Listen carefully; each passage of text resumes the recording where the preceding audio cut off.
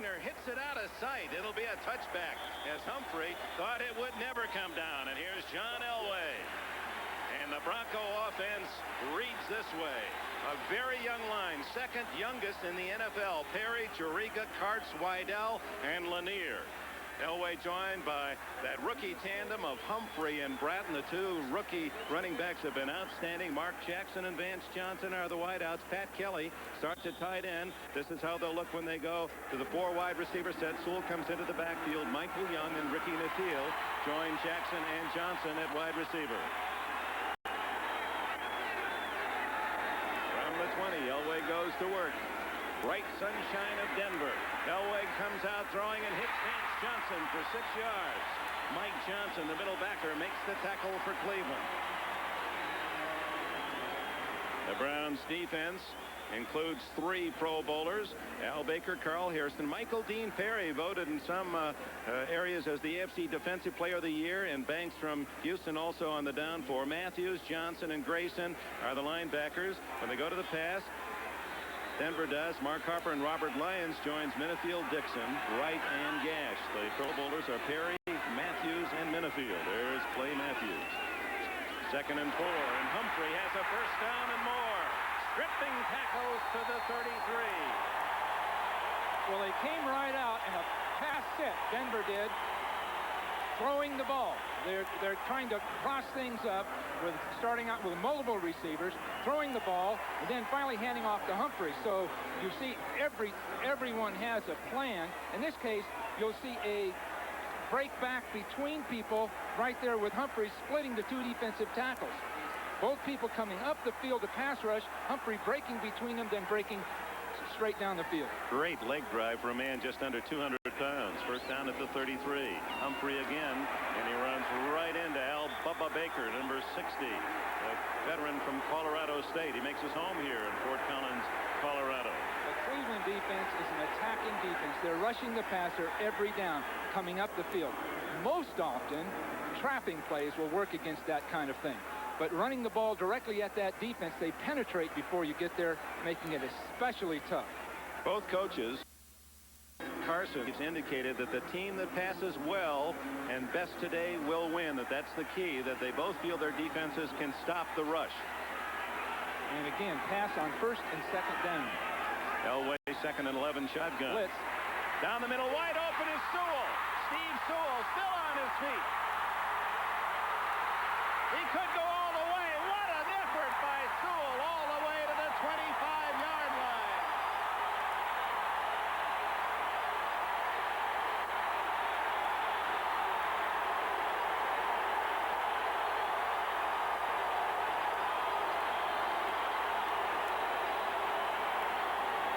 "43 yards, and much of it done on the effort by Sewell."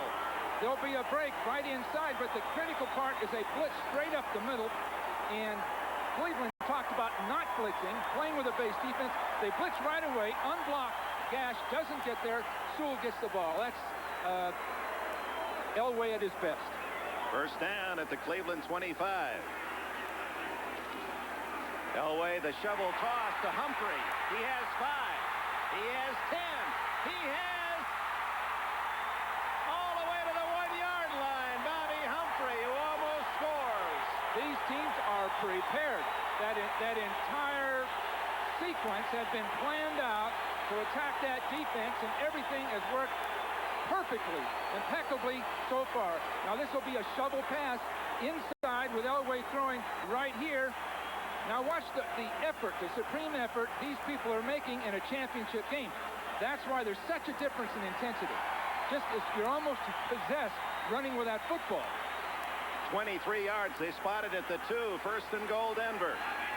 Humphrey and Bratton behind Elway. Humphrey.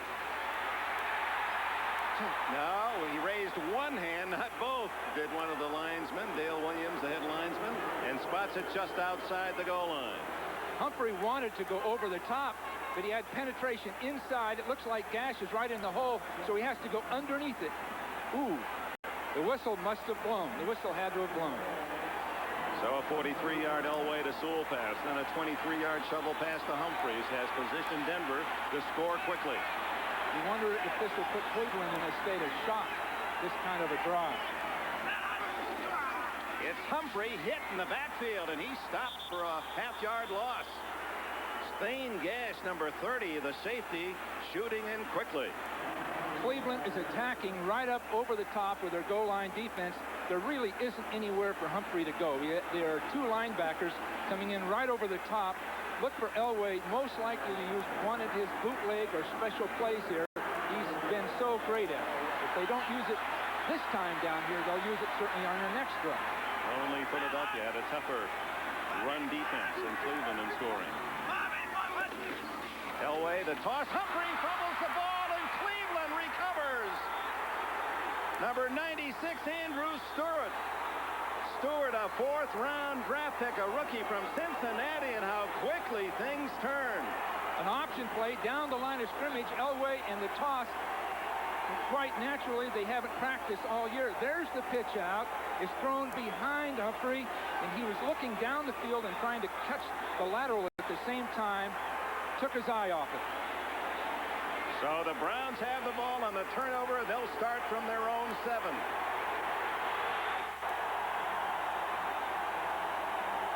There's the option. Elway should have kept that ball. He could have walked in the end zone, but he optioned off Stewart and didn't get it done. His decision was poor. Kevin Mack outside and into the clear, and Mack all the way to his 27-yard line. A gain of about 20 before Carl Mecklenburg can make the tackle. So Mack, a man who was in prison during the start of this season, started only the last 2 games, gets a big gainer on the first Cleveland play. Farron, Banker, Rakosi, Jones, and Rison the offensive line.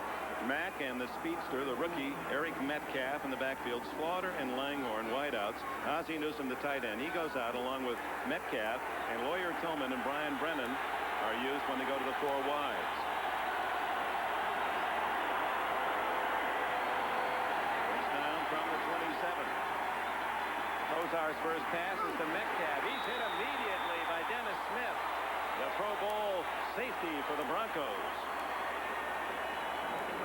Smith, an outstanding defender, on his way to another Pro Bowl along with Cragen and Mecklenburg. And here is that Bronco defense. Carricker, Cragen, and Holmes. The linebackers Brooks, Dennison, Mecklenburg, and Fletcher. The base defense features Braxton and Henderson, 2 new cornerbacks this year. Dennis Smith and a fine rookie, Steve Atwater from Arkansas. Both teams have had a plan, and both teams have executed well, other than that flawed play by Elway on the goal line. Only 3 yards on the pass. Delay to Mack, and he's hit in the backfield. Fumbles, and Denver has recovered. Now the ball loose again, and Cleveland might have gotten it back. Kozar himself. Oh, my. Did he save the day? It looked as though the whistle should have or would have been blown at that point, but it was still up in the air for anybody. Kozar really kept his eye on that ball, because otherwise they'd been right back in the same position again. To get penetration up inside, they're going to run a draw play. The penetration, on both sides of Mack was there. Then the ball comes loose. Now, normally you'd get a whistle there. It wasn't blown. Fortunately, Kozar was there. Ron Holmes had it for Denver, lost it, and Kozar in the right spot. Now 3rd and long as the crowd increases the vocal intensity. Kozar deep down the middle, incomplete to Reggie Langhorne. Well, the adrenaline is really flowing right now. Both teams coming out with excellent plans. Both plans appearing to be very, very equitable, feasible to use. But both teams so hyped up that they're making mistakes, just physical mistakes related to emotion. Now that'll all calm down, and then we'll see which team is really the strongest.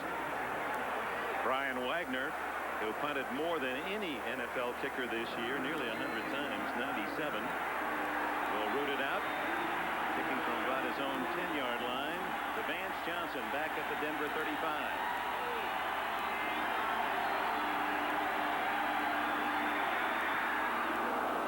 Dying spiral, Johnson, fair catch, lets it drop. And it takes a Cleveland roll to the Denver 35-yard line. Timeout midway through the opening quarter. Cleveland 2, and then a fumble on the toss. Elway to Humphrey gave the Browns the ball from the 35 this time. 7:57 quarter. Elway. Incomplete. Good coverage by Mike Johnson in front of Melvin Bratton. Let's go back to the fumble. Right, Dick. A play that may or may not make a difference in this game, we'll find out as the game progresses, is an option play. Stewart is isolated. Lanier does a fine job of blocking. You'll see the swing back, and you'll see Elway coming down the line of scrimmage. Now, as he comes down the line of scrimmage, he pitches the ball almost prematurely right there, and is fumbled naturally. Now, Elway could very well have kept that ball and just turned up the field, but that's related primarily of the fact that it's a new play and they haven't practiced it. Naturally, it's not bread and butter for Elway, but that could very well have made the difference. You knew that Denver was going to come up with something on that goal line. The injured Bronco is Pat Kelly, the tight end, and that is a critical injury because that's the one spot where Denver is hurting. Clarence Kay, the regular starting tight end, has a thigh muscle injury and did not start today. Kelly from Syracuse in his stead. You see Orson Mobley now, the third tight end, as the Browns carry only 2. Broncos have 3, and Kelly appears to be seriously hurt. Clarence Kay, despite the thigh injury, wanted to go in, and Reeves has called him back. And Kelly was so excited. We talked with him 2 days ago at the Denver practice about his opportunity. It was his first NFL start, and it apparently will be a brief opportunity. He had said he never expected in his life to play in a championship game like this, let alone, you'll see right here, you'll see right there how that thing occurs. And it's unfortunate because he had planned on this and it had been so important to him. The first championship game, and he was starting. The problem they have now is Mobley is really the H-back. He's the third tight end. So he's going to have to play a position he's not that familiar with. And above and beyond that, Denver using 2 and 3 tight ends on occasion, only have 1 available at this point. So that takes some of the plays away from Elway to his tight end. There is Mobley in motion. Elway to the sidelines, incomplete to Michael Young. Frank Minifield, Pro Bowl corner, 3rd consecutive start for Minifield. Well covered by this young man from Louisville. 5-man rush by Cleveland. Bud Carson doesn't feel you should zone Elway. He doesn't feel you want to drop off and wait. He wants to attack him with 5 pass rushers, contain him, and make sure he has Elway taken care of. Then expect his quick corners to cover the receivers. A little different approach than other teams take, but again, Carson coach defense has not gone through an Elway quarterback team. Here. There's that pressure from outside. Elway breaks away and then caught from behind. A shoe comes off as the tackle is made again by Thane Gash out of the 40-yard line. Check the penalty. The game was 5 on the scramble. Well, this formula that Carson has developed over a period of time will bring people from the outside, again, collapsing on Elway. Very difficult. It looks as though they were moving a little early. Dick Hantak is the referee.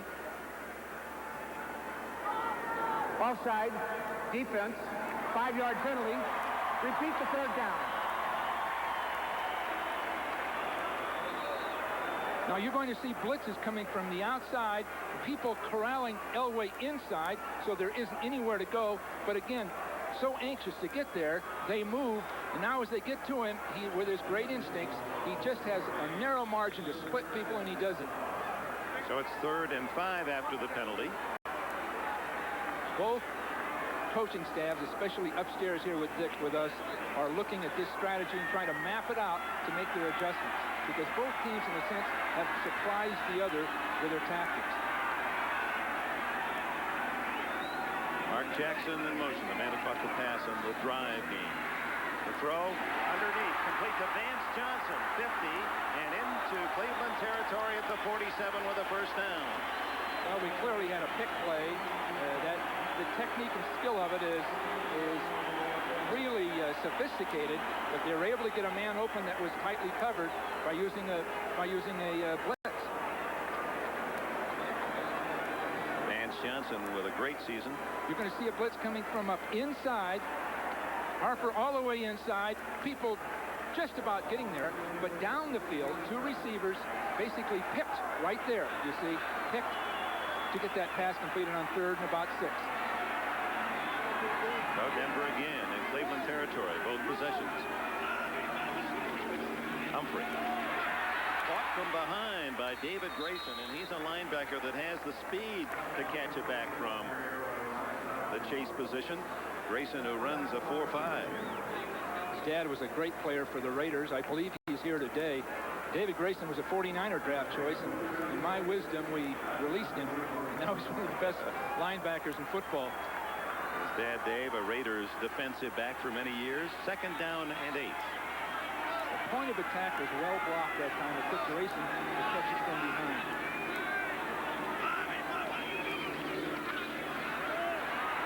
Matthews chasing Elway, who throws on the run, incomplete to Bratton, who was open. It was a little behind him. That's just what Carson wants. He's bringing 5 people, either a linebacker or a defensive back, plus the 4 defensive linemen, putting the heat on Elway, forcing him to move, and then expecting that they can cover downfield long enough, and that worked to perfection that time. You hear many coaches talk about their defensing a quarterback and say, we want to contain him, keep him in the pocket. Carson feels just the opposite, that Elway isn't as effective when he just sets up in the pocket as when he is scrambling around. And when he's scrambling, Dick, they want him to keep scrambling. Elway's deadly. If he can scramble and then stop and throw the football. There's never been a man like him in the game. Here they come again. And the throw complete to Johnson. Vance Johnson shy of the first down at the 39-yard line as Clay Matthews came back to help out Hanford Dixon. Again, blitzing from the outside, bringing extra people, and it worked because they didn't get the first down. You see Gash coming from the outside, number 30 right there. Elway has to throw quickly, and people are just close enough, including Matthews, to getting to the ball and stop the first down. So the strategy is very, very effective. I'm sure that Mike Shanahan's upstairs mapping out how they'll deal with that strategy. Moran with an average of 40.4, but his net is 34.3, and he's very good in these positions where he just lofts it toward the sideline, and we'll see where they mark this one. It'll be at the 15-yard line of the Cleveland Browns. Timeout. Exactly 5 minutes left in a scoreless opening quarter. And there are protectors at this point. Now the Browns with their second opportunity. They start from the 15-yard line. No score. 5 minutes to go. First quarter. Oh, almost intercepted by Tyrone Braxton as the pass thrown behind Webster Slaughter. Now let's talk about Bernie Kosar. Here's a man who's playing with more than his share of ills, and for a right-handed pitcher, he really has a bum arm. His elbow is heavily bandaged. Well documented his troubles late in the season. It looked like the Browns were out of it. He couldn't complete a pass, much less throw a long one. And now he has an injured index finger and a fascinating contraption on there, a rubber band around the base of that finger to try to give that ligament support. And that's the last thing that the football feels when you throw it, is the tip of that index finger. You see the signal stick. They're signaling to each other. It's an audible play, most likely a pass. Down the middle, a wobbly pass, intercepted by Dennis Smith. And he's down at the 32-yard line. Well, they signaled the pass. They saw the defense, but there are 2 throws in a row that Elway had the ball fly on him. It floated on him. And again, Dick, that relates to his problem with his elbow and his finger. He talked to us about his throwing motion having to be changed. Now watch this ball take off on him. There isn't enough wind to justify that throw, so it's got to be his elbow. And it could be that he can settle down and correct that. Otherwise, they're in real trouble. He said that he can't totally lengthen his arm, and so he can't truly follow through, and that means that his passes tend to sail. He said, I finally figured it out the last 3 games. I've been aiming low because I know I'm going to throw high naturally. Well, he was way too high that time. That's a real tough adjustment. Play action to Humphrey, and Elway wants a big one. He's got it to Mark Jackson at the 20-yard line. Thane Gash makes the tackle. Now that's something that Denver used that Cleveland has not seen all year. Faking a strong side sweep, a slot formation, 2 receivers to his left, faking a run to the right, then pivoting and drilling the ball straight up the field. You'll see a release straight up the field with Jackson, a man swinging in behind it that attracts 2 defenders. Look how open he is.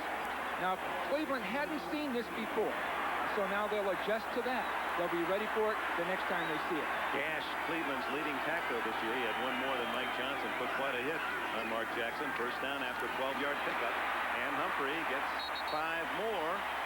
Michael Dean Perry and Robert Banks haul him down to the turf, which seems to be not in the soft condition that we saw a week ago when the Broncos barely survived the test of the Pittsburgh Steelers. There are some loose spots. The grass is well worn. It's really difficult, very dry weather, and then having to water it and not completing the job. So some areas soft, some areas hard. The key for Denver, Humphrey hasn't been stopped yet. He's the one factor that Cleveland really can't match up to. There's Humphrey again. This time, Big Daddy Carl Hairston meets him at the line of scrimmage, and the 14-year veteran from Maryland Eastern Shore. Boy, will he ever age at 37, still playing solid football. And he's needed in a game like this. That maturity, that calm maturity is vital for these younger players, because both teams have any number of players playing new positions for the first year or even rookies in these lineups. He really likes Michael Dean Perry. He said, that kid's so good, I'm going to play another year. But Humphrey is the one athlete on the field that really Cleveland can't match up with. They have Metcalf, they have Mack, but Humphrey can do everything. And he's got great stamina. On 3rd and 5, the swing pass is to Sewell, the all-purpose back, and he's dragged down shy of the first down at the 12-yard line. Kyle Kramer, an extra defensive back, along with Big Daddy, who smelled it out. Well, two players, Dick, that when they enter this field, that makes a difference. Sewell, number 30 for Denver, an all-purpose player. When he's in the game, it's at least a 50-50 chance he'll get the ball. The same with Eric Metcalf. When he's in the game for Cleveland, watch Metcalf. They have special plays for both of these men. They're the utility men. Rookie David Treadwell, who has made the Pro Bowl in his first season in the NFL. He's out of Clemson. Kicks a short one of 30 yards. The early lead. Officially a 29-yard field goal for David Treadwell. 2 trips for the Broncos, but they come away with only 3.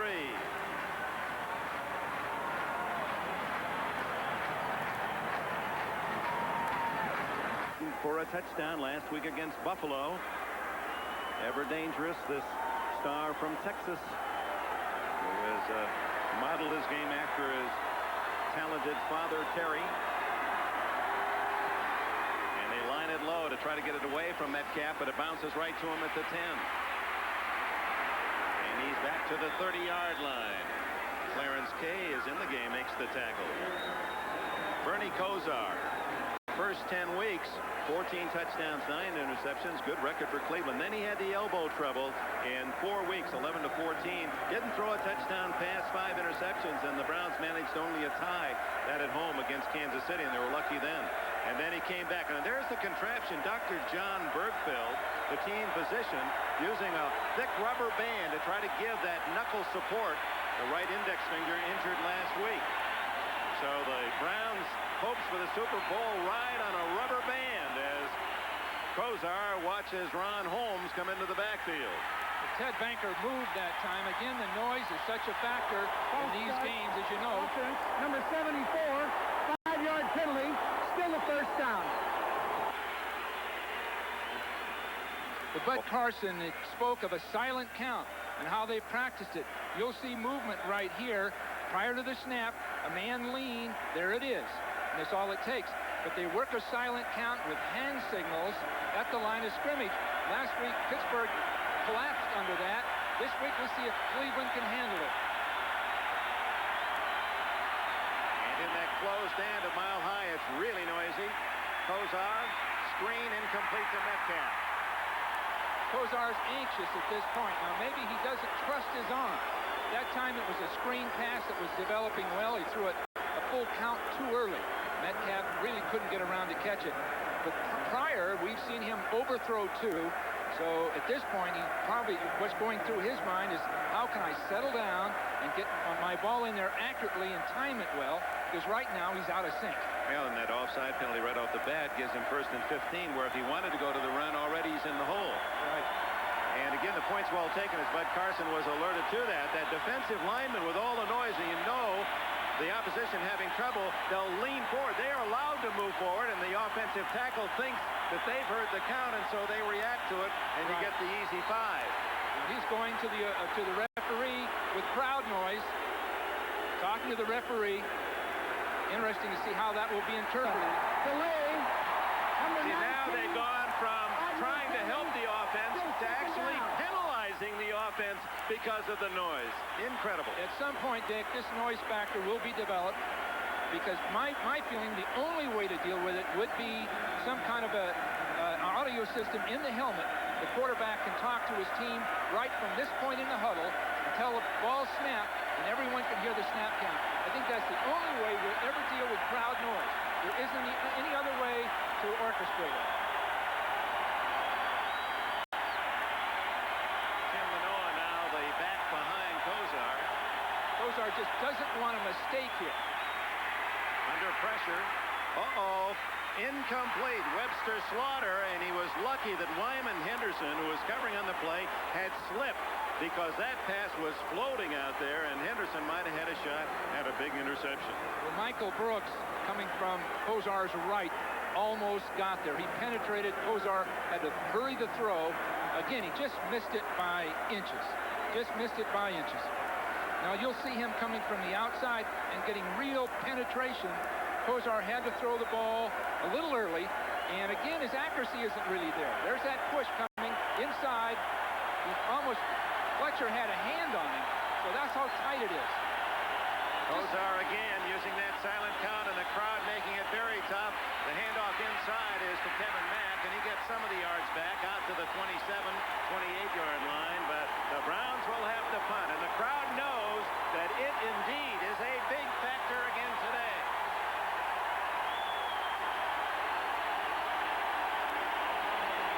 Well, Dick, that last call was a good one. They weren't going to get the first down.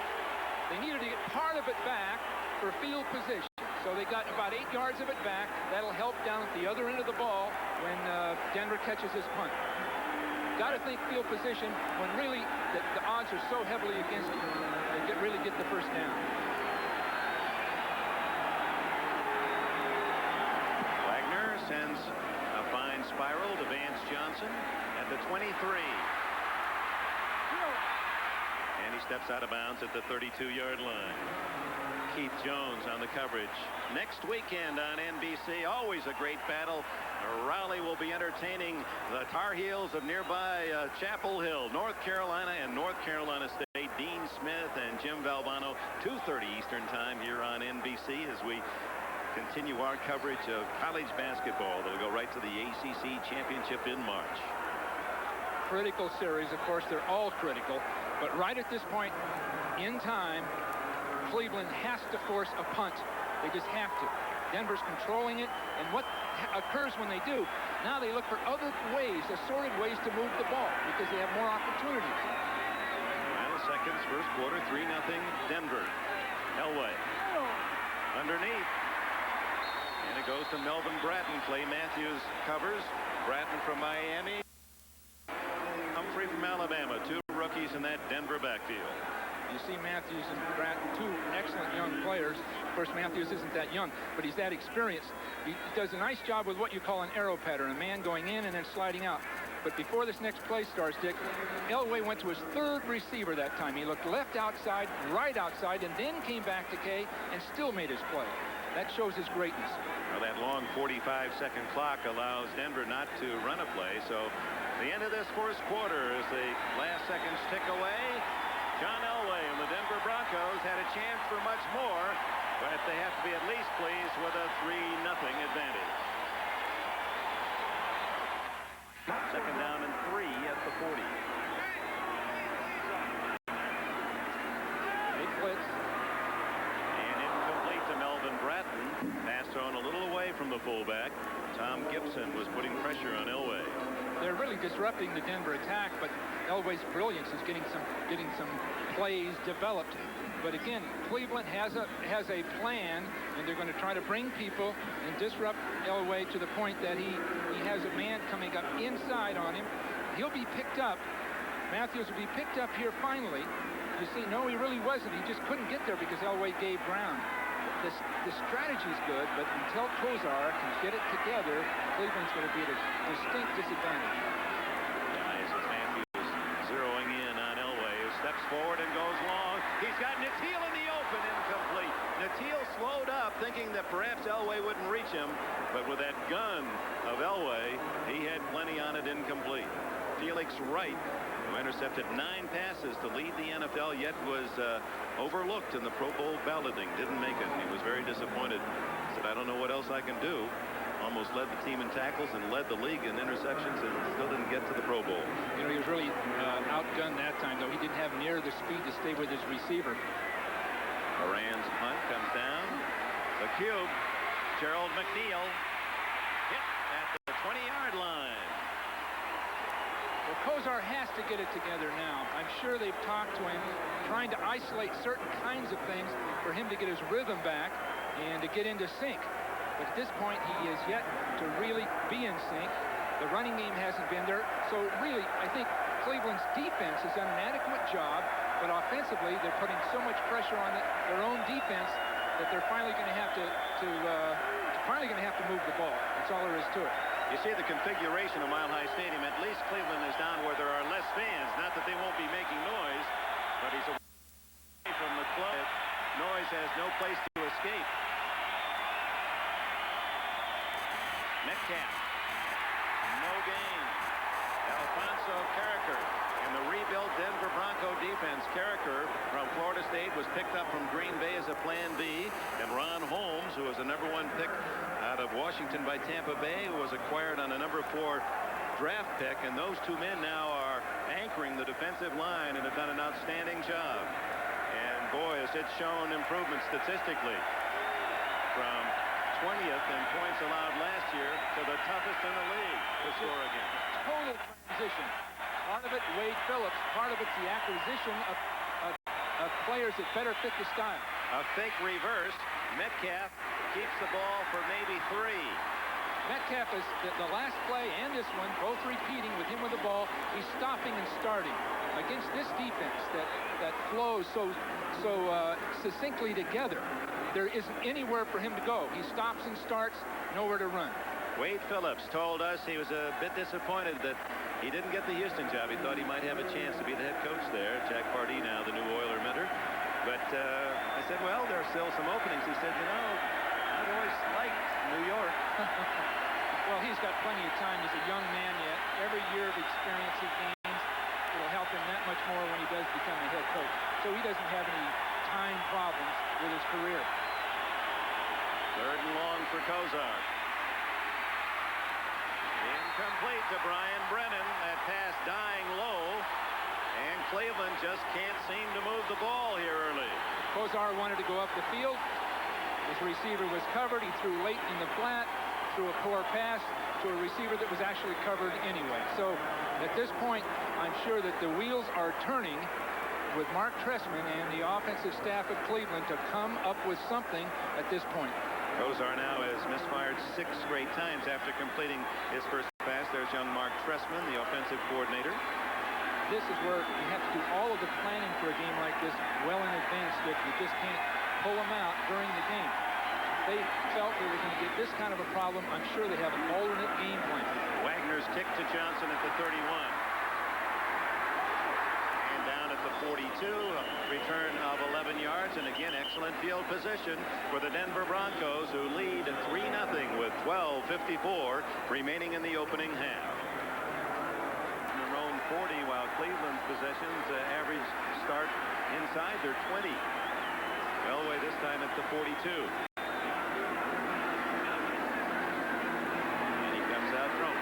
The hook and go. Incomplete to Vance Johnson, and Frank Minifield had it well read. It's funny how you plan these things. You look at tapes, you understand it. They felt that they could get Minifield to bite on a hook and then take off on him and throw the ball down the field. So you'll see Johnson up the field, plant. There's Minifield biting, but the ball is a very tough pass to complete because the receiver is not running as fast as he normally would, just releasing straight down the field. So often, that pass is overthrown. It's that same pass that Slaughter worked for a touchdown against Buffalo last week.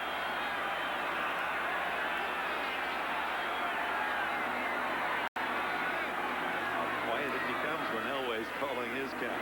Again, all kind of pressure. And he extricates himself and then throws incomplete to Bobby Humphrey as Chris Pike, 305 pounds of Chris Turnpike had Elway.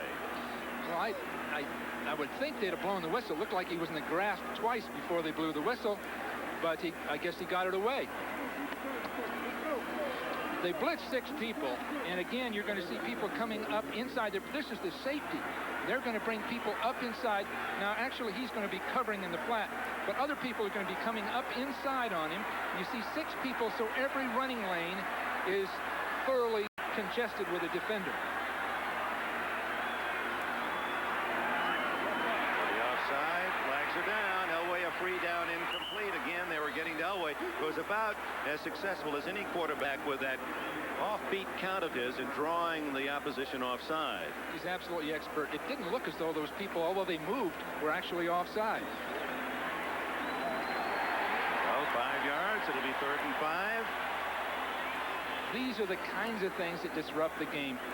Cleveland has an excellent plan, but to make sure that it runs efficiently, people... Offside.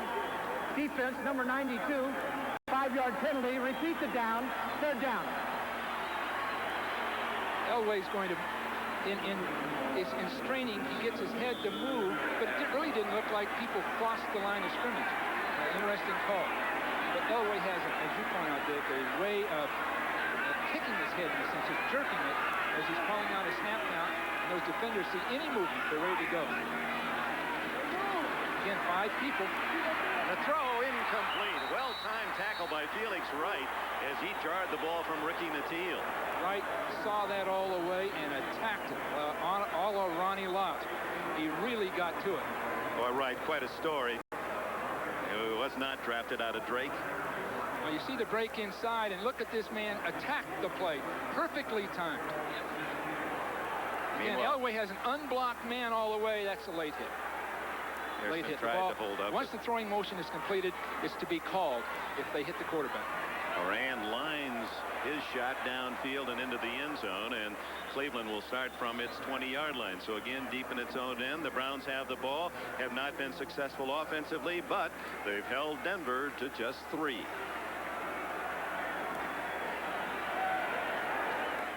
And now the Browns fans will go to work, or the Denver Bronco fans will go to work and try to disrupt the opportunity of Kozar for his signals to be heard.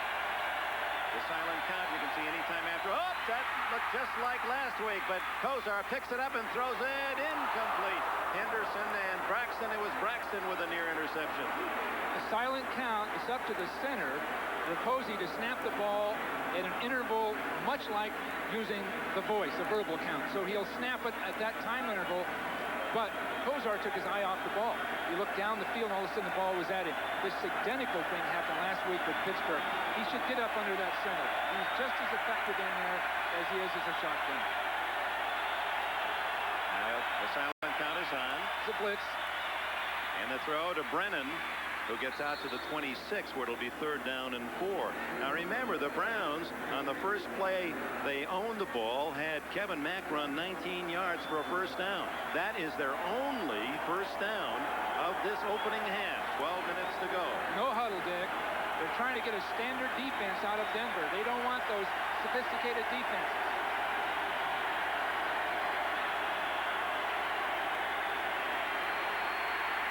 Blocking up front, ball deflected, incomplete. Ron Holmes got a piece of it, number 90.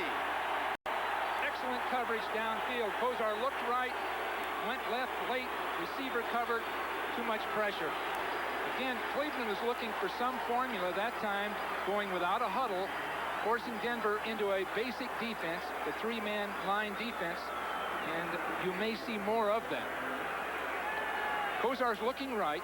Now he looks back left, waits too long, and the ball is batted. Holmes, who is 6'4", leaping up to swat that one away. Holmes saw it coming all the way. When Kozar looked back, he had nowhere else to throw it. Wagner's punt. Vance Johnson looking into the sun at the 27. It goes out of bounds at the 31. Lawyer Tillman, the rookie from Auburn, made the tackle. 45-yard punt, 3-yard return. 11:35 left in the opening half. Broncos start at the 36. Humphrey threw a big hole. And he's to the 45-yard line. Minifield after 9 with the tackle. Again, Humphrey is the key man in this game. If Kozar cannot get it going, he's going to just hand the ball off to Humphrey and win the game with that. Now, we can't see the backs, but you'll see a lead back coming through, and then Humphrey breaking up and out with excellent blocking inside, with the defensive line running a stunt, basically to stop the pass. Humphrey with the ball is going to make a big difference. And Humphrey came out wincing. Sammy Winder in for him. Deflected Elway's pass by Tom Gibson. Gibson, very quietly, as a player used in pass situations, has done a solid job plan B from New England.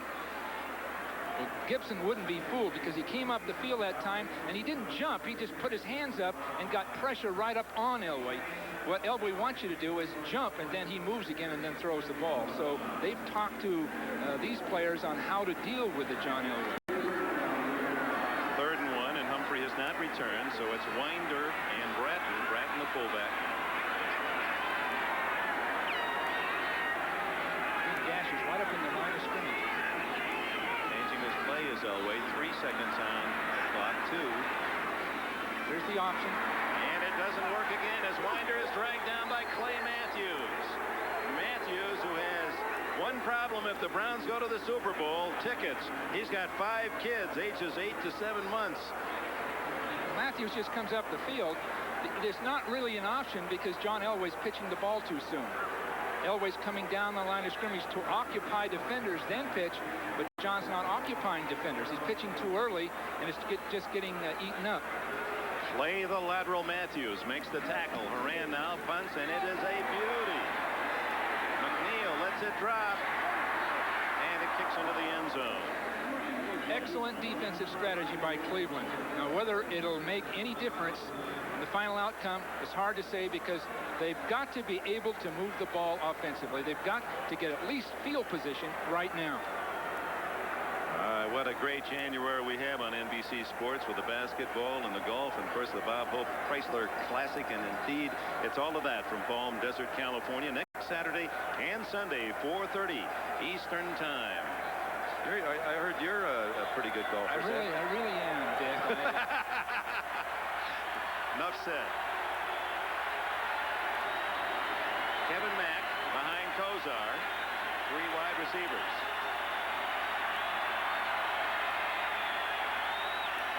And it's Mack. And he has 3 yards, twisting from Simon Fletcher, number 73.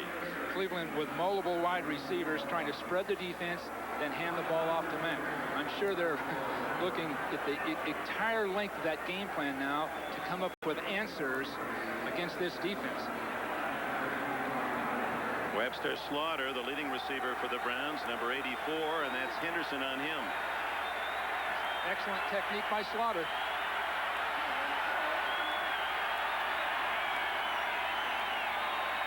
On 2nd and 7.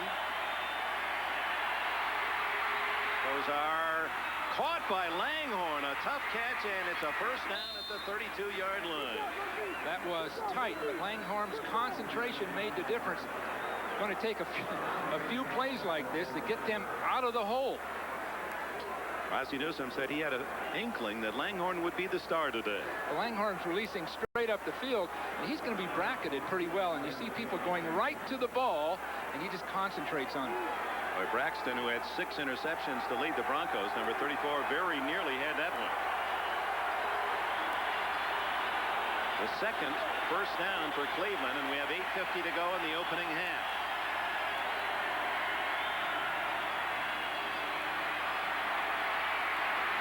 Underneath, incomplete to Langhorne, well covered by Mark Munford.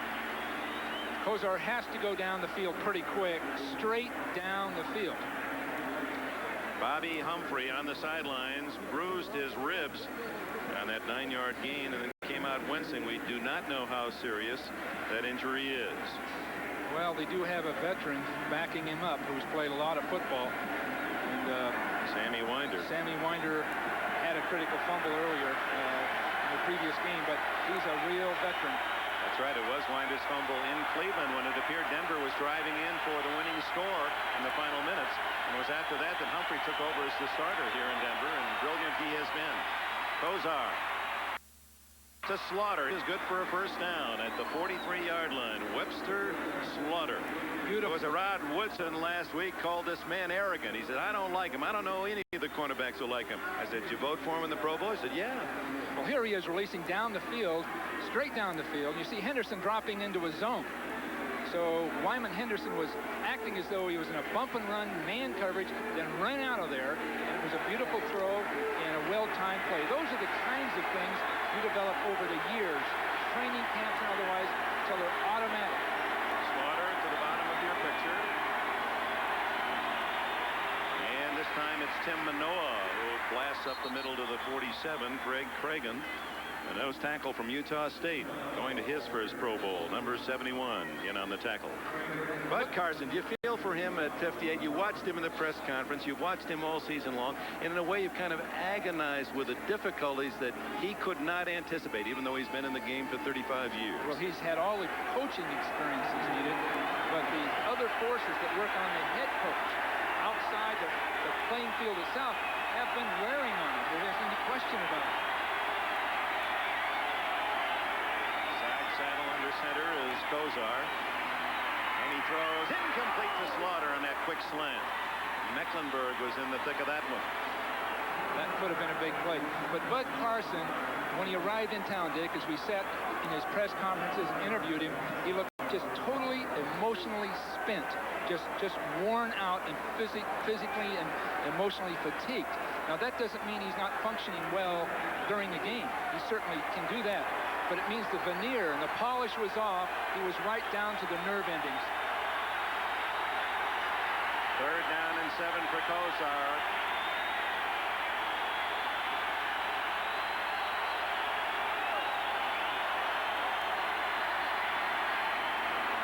Wide open is Brennan, and he got his feet down in front of the Denver bench.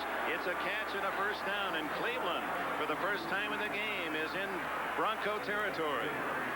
Well, now they're getting their composure back, and the simplest pass sometimes is the toughest to complete. But again, it's Henderson on him, dropping straight back, and then the break is so sharp by Brennan. You see Henderson get off balance, and the ball being thrown with perfect timing by Kozar. And they may be reviewing the catch to see whether Brennan got both feet down along the near sidelines.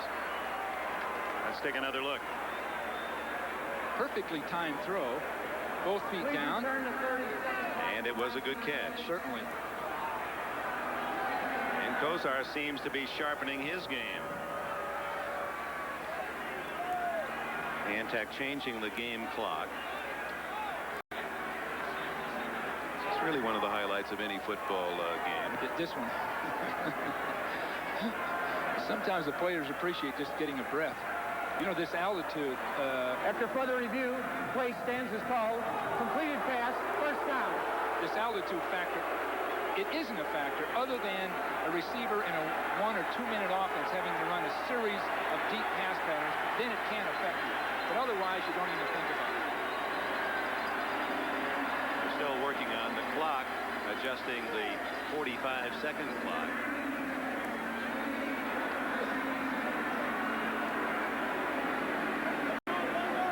In case you're just joining us here at Mile High Stadium, on the first possession, the Denver Broncos moved quickly downfield and had a 1st and goal at the Cleveland 2-yard line. But the Browns stopped them on the first 2 downs, and on 3rd down, Elway's pitch to Humphrey was fumbled, and Gray Stewart recovered for Cleveland to deny Denver a score. They have just a field goal, 3-0. Kozar going for 6, has a man open, and Langhorne drops the ball. Oh, you knew that was coming. The play pass and the deep ball, everything worked perfectly. Had the defense they wanted. The ball falls a little short, but Langhorne doesn't handle it. Now you see him coming up the field, breaking to the inside. He's got a lot of momentum on his man, and there's no way he's going to get caught. Just sort of reached just a little short-handed in a way, maybe thinking he could keep his balance or something.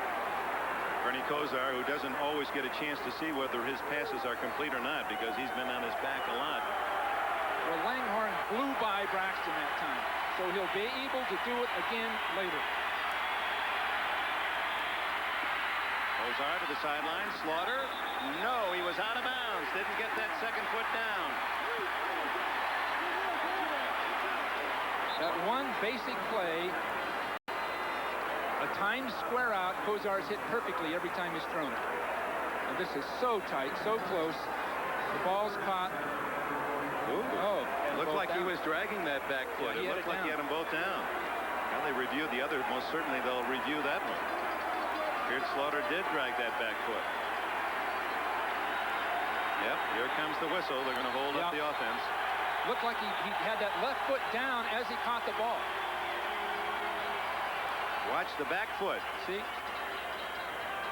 Right there, he had them both in. It was a ballet step. It had been ruled incomplete on the field. It had been ruled incomplete on the field. So apparently the instant replay official did not know how it was called, but there it is. And it's just a very delicate little touch by Slaughter, that back foot. That's an art for him, Dick. That throw, that catch, the timing involved with it. They're going all the way back to very, very stable, almost simple things that they've mastered through training camp and all season. Denver's allowing him to do that, and he's doing it beautifully. And that's got them on their feet. Well, Webster Slaughter is an outstanding musician, a top saxophonist. He knows all the delicate notes and the quick movement of fingers, and certainly showed that kind of subtlety in that catch. Almost tough to perceive for the official in his behalf. That's a tough call to make because it was lightning quick, and it didn't appear that he got that back toe down, but it was boom, and that was the play. It's really an art form and a skill for the receiver to concentrate on the ball and let both feet drag. It's just not a natural movement for any of us. Well, I know his mother up in Stockton, California says that's a good one. Mother, who was a nurse, worked 2 jobs to raise a family. Call incomplete pass. Incomplete. Well, that's for the replay opponents. That's their argument. Well, why bother? That's right. That's why I say why bother. And I don't think instant replay will be with us next year. Third down.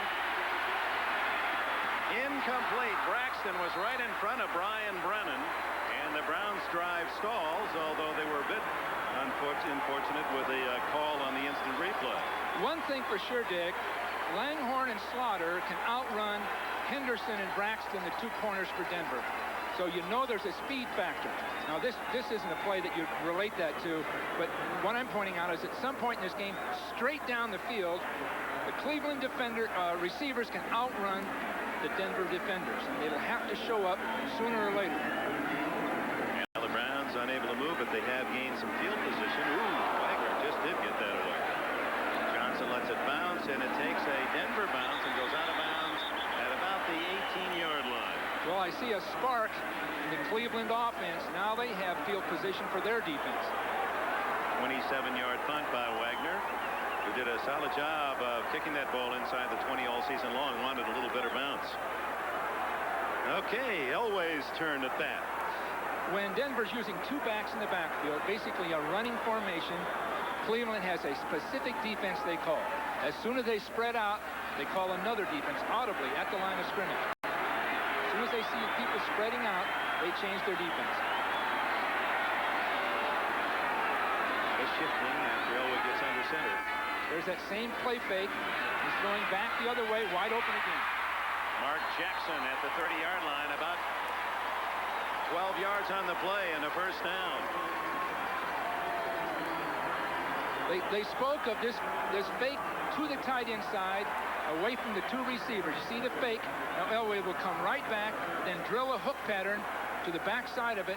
And what is happening, Cleveland's sort of relaxing a little bit and letting people catch the ball in front of them. That's Mrs. John Elway, Janet Elway, a fine athlete in her own right at Stanford University, where she set the individual medley records, full records in the 200 and 400.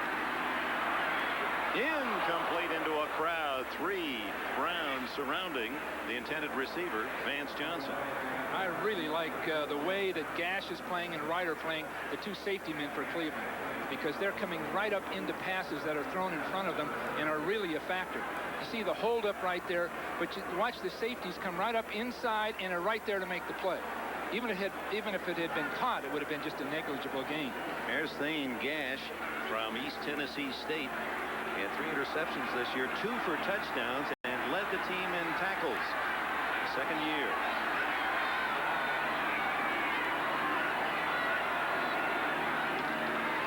Elway under pressure again. It was thrown right at Kyle Kramer.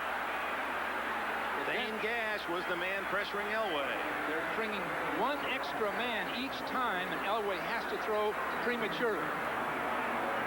See Gash leaving, uncovered, safety down the field to take care of it, and Kramer just wasn't really there. He was there in a sense of tackling after the catch, but it was a poor pass. Oh, gee. You don't know whether she's watching the pass or watch this. What happened to Elway? Man.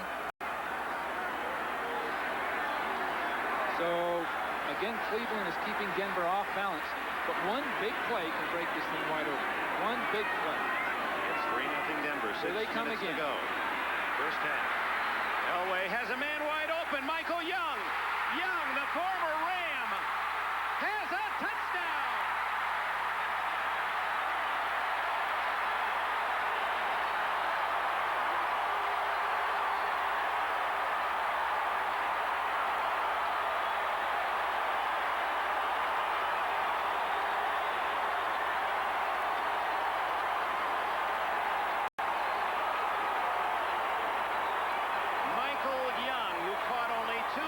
Last year with the Los Angeles Rams, a Plan B acquisition by Denver, and he has grown in popularity. He finished the year with 22 catches and became Elway's primary target on 3rd down. He likes the out, he faked the out, and away he went.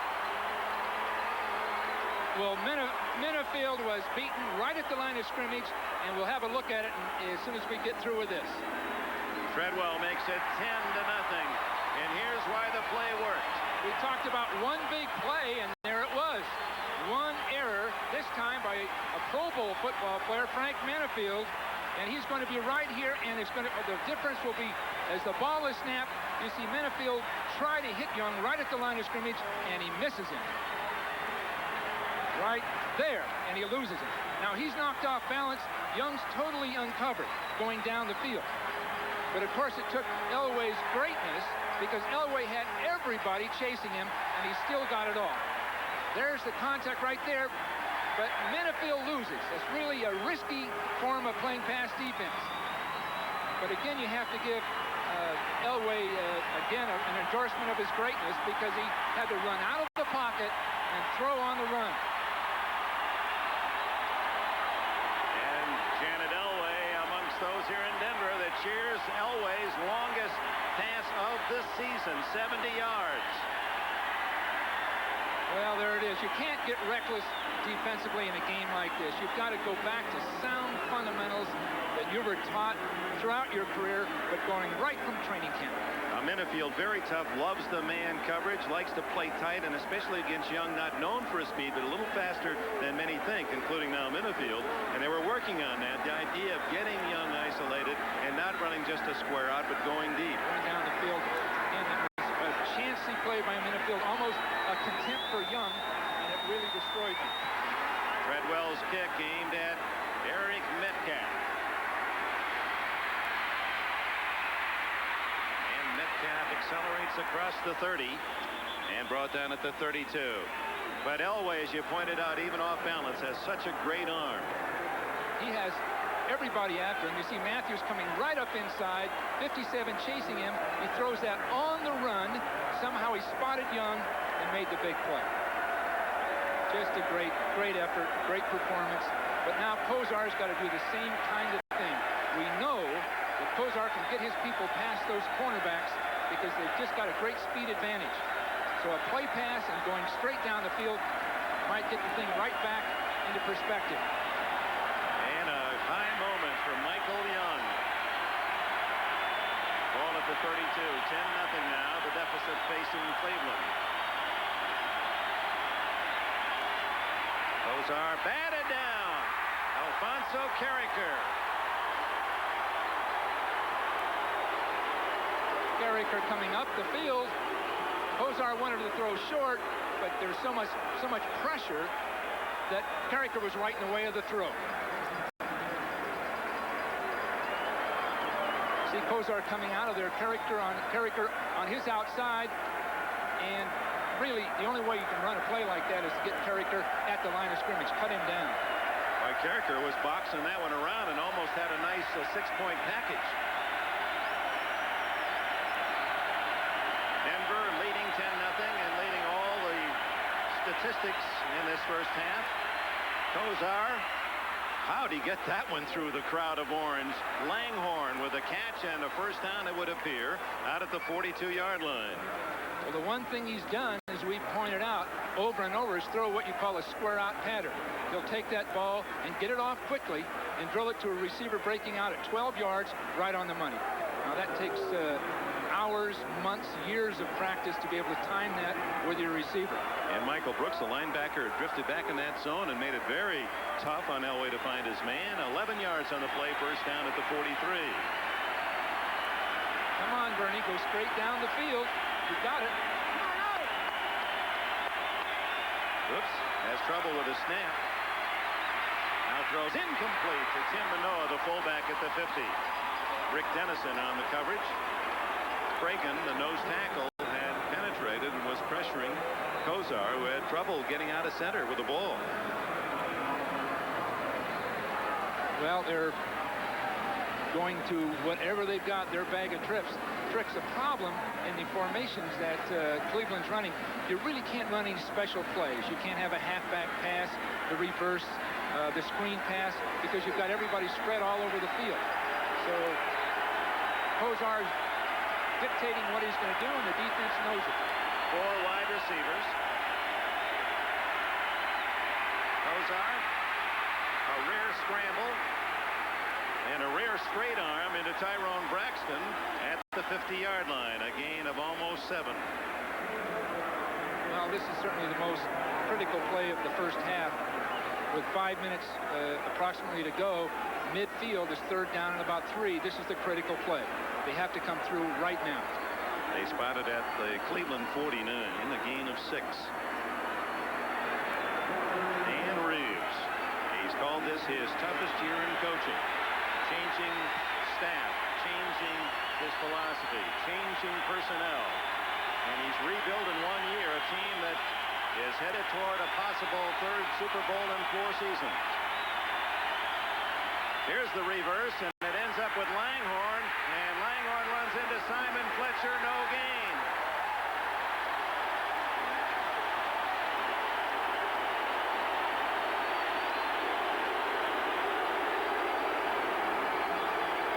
Really a tough play to run in that situation. They tried a fake sweep, then a reverse coming off that.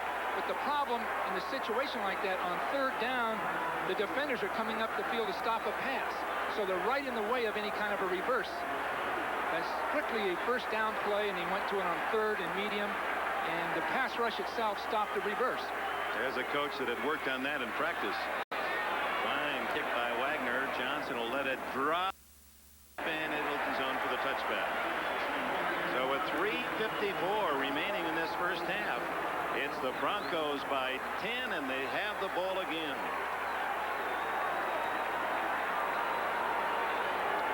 Plenty of time left for Cleveland to get the ball back. Use their timeouts, get the ball back. And Kozar honing his passing game.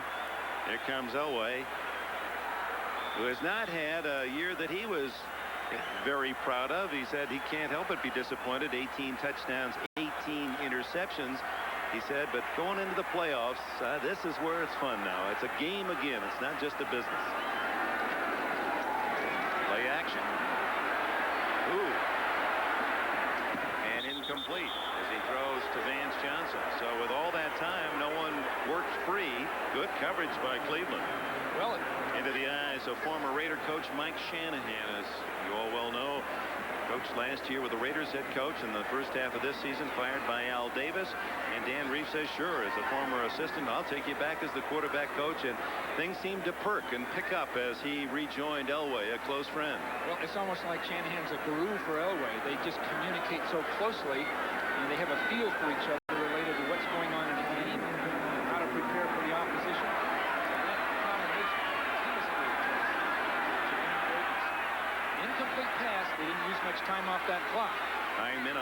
scrimmage for Denver, and one of them invades and slams into the ball carrier in the shovel pass.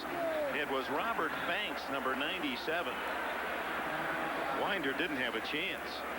Banks wasn't going to buy it. They wanted him up the field to pass rush, and he could not really get it done. You'll see him coming up the field right into the heat of this pass.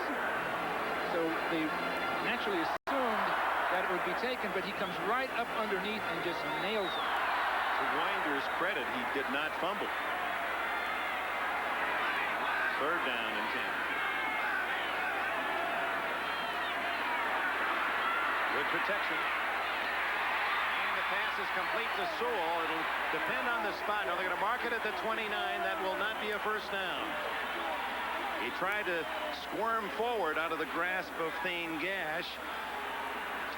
But well, no, now they're going to mark it right on the end line. He had first marked it with his foot about half yard shy of the 30 and then replaced it at the 30.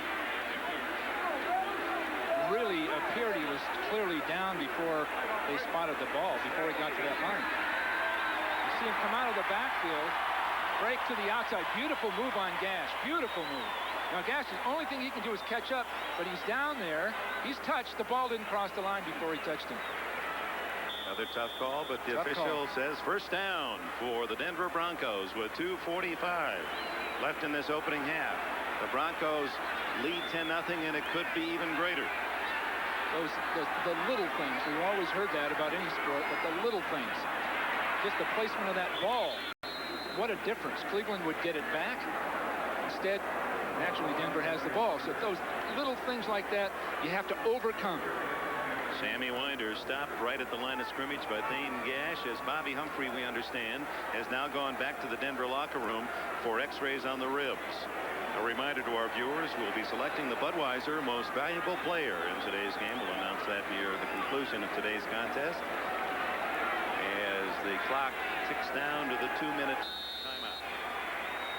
John Elway and the Broncos are riding high in this first half. 10-0.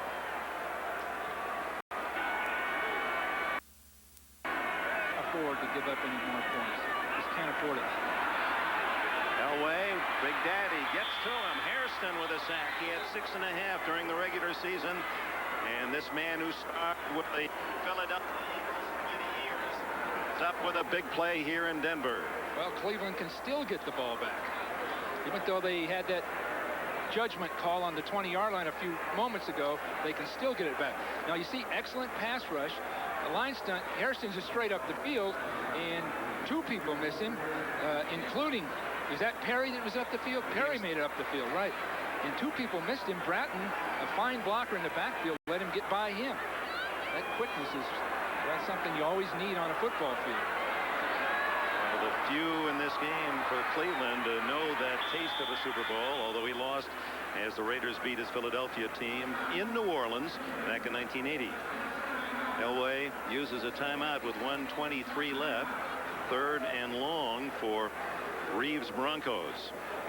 Well, we came into this game, Bill Walsh, with a feeling that it would be high scoring. I thought it'd take 30 points to win it, but so far 10-0. Well, Kozar wasn't himself early on, and maybe he's still not himself as far as accuracy, and maybe even a little bit of poise. And I think that's the difference. Cleveland hasn't been able to control the ball, and both coaches concede that time of possession is vital. Bud Carson in particular. Yeah, they both have shown the ability in this, what has become really an interesting playoff rivalry, the ability to come back. Remember, it was Elway's comeback in the long drive and then the win in overtime 3 years ago. Then 2 years ago, it was Kozar coming back from a big deficit only to have the tragic fumble at the 2. At halftime, O.J. Simpson with Messrs. Beathard and Wiley, and we'll be chatting live with Al Davis to get his impressions of many items. This game, the second game, the NFC final at Candlestick. Where he's going with the Raiders, and is he going into the Hall of Fame? He certainly should. Give us to Sewell on a little reverse, and Clay Matthews, not fooled, drops him at the 24-yard line. So fourth down. Do the Browns call time here? The clock is running. 1:13, 1:12, 1:11. You can't believe it. There it is. That cost them about 10 seconds waiting to call that timeout. It is the first spent by Bud Carson. 2 left, and now Dan Reeves warning his team of a possible return and protect the punter as Bud Carson sends back dangerous Gerald McNeil. I was chatting with McNeil yesterday, where he weighs 145 pounds, and he said, well, what weather? He says, don't call me Ice Cube. He says, I'm a whole ice tray. I can melt in this stuff. Well, it's sure strange this time of year to be sitting in this atmosphere. But a 10-yard punt return. And the other thing that Kozar will get at this point is a different Denver defense, more of a prevent defense, giving him a little more chance to throw the ball inside in hooking patterns so they could still come out of it with a field goal with just a couple of completions. Would that be your attitude if you were with the Browns at this point? Hey, don't get greedy now. A 3 would be terrific here. If a touchdown comes out of it, all the better. But that's all we're looking for is 3 points. Both teams should think 3 points. Denver's defense should say the worst that can happen is 3 points. So 3 points is the critical factor here. Good pressure on Horan. Gets his end over end away. McNeil took a fair catch with only 1 man downfield at the 29-yard line. Boy, that had some, if he could have eluded the first man down, he had some running room. 47-yard punt, and there's Mike Pagel, the backup to Bernie Kosar. He's had his moment in this season, a very critical moment in overtime. It was his pass out of fake field goal formation to Van Waiters that beat the Vikings. That fair catch was a bad decision. That cost him that 10 yards I was just speaking of. Manoa back with Kozar.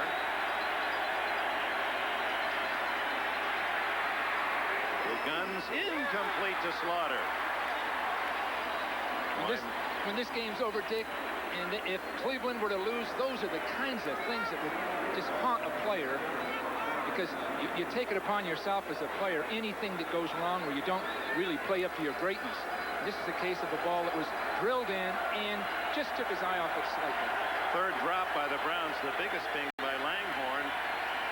It was close to the Denver goal line when he dropped his opportunity. Kozar tackled from behind. Ron Holmes. Well, one more try on 3rd down. Kozar is taking an inordinate amount of time to get the ball off, even with that last pass. So he's looking up the field, and he's not confused, but Denver must be covering especially well.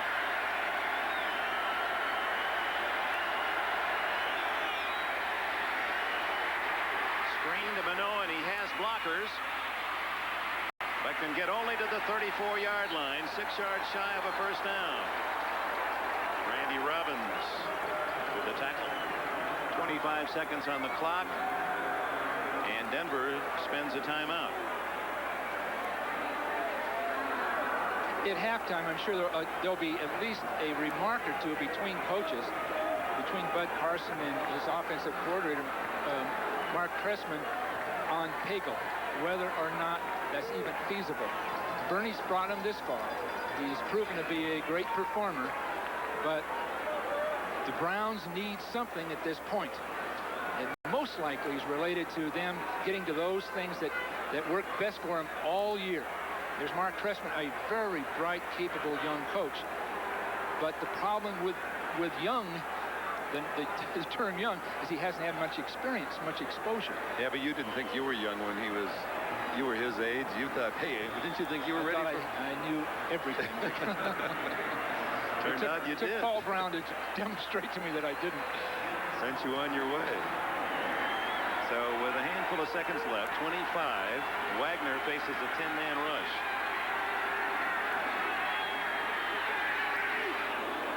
A very bad kick comes out of there that lands on the 45-yard line of the Denver Broncos. They'll mark it at the 43. Last week with 8 seconds left, if you remember, Dick, Elway threw one pass and then kicked the field goal with just 8 seconds.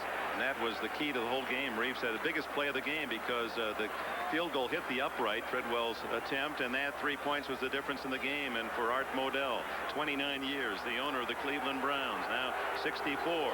Not a happy posture for Modell. Well, they've had so many fine teams and have been so close so many times. Art deserves a championship, and I'm sure at some point he'll get one.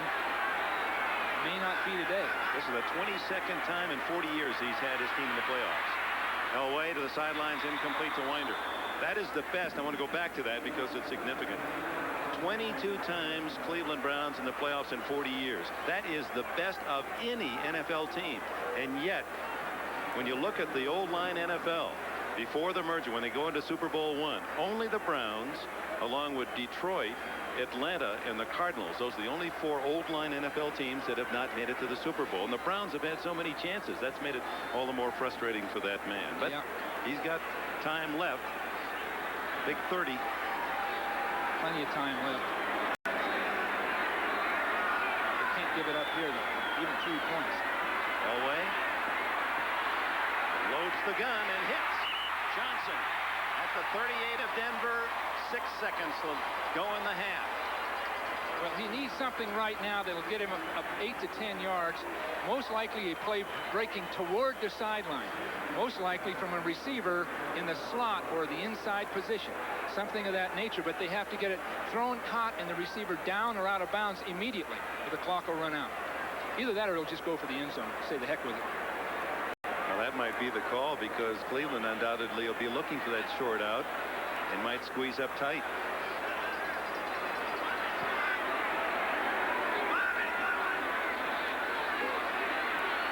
There's the outbreak. The people were right there waiting for it. Boy, Frank Minifield, it's a good thing that pass was low and maybe intentionally thrown low by Elway because Minifield on the double team, he had Gash covering the receiver and Minifield was darting in front and looking for 6 the other way. Treadwell comes on, and this will be a very long attempt by this youngster from Clemson who was a GTE academic All-America there. A very popular kicker. Carlos left, didn't sign. Treadwell took over. This will be 54 yards. His longest this year, 46.